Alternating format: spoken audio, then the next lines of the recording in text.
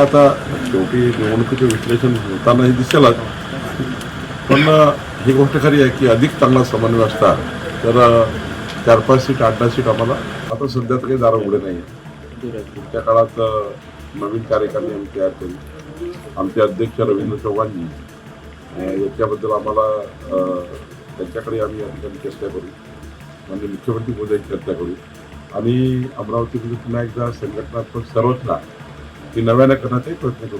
साहेब, शेवटचा प्रश्न कन्फर्म झाला. आम्ही एक प्रदेशातून समिती येणार आहे.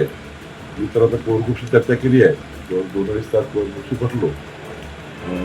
प्राथमिक आम्ही चर्चा केली, त्यातनं आमच्या पराभवाचे कारण शोधले. शेवटी पराभवाचं काही शिकावं लागतं, त्यातून मग पुढं तयारी करावी लागते. पुढची तयारी आम्ही सुरू केलेली आहे, पण अजून काही जे पराभूत नगरसेवक आहेत त्यांची व्यक्तिगत मतं सर्व घेणार आहोत. एक प्रदेशाकडनं समिती येणार आहे की त्या ठिकाणी या सर्व विषयात शेवटी केवळ या कोरगुशी चर्चा नाही.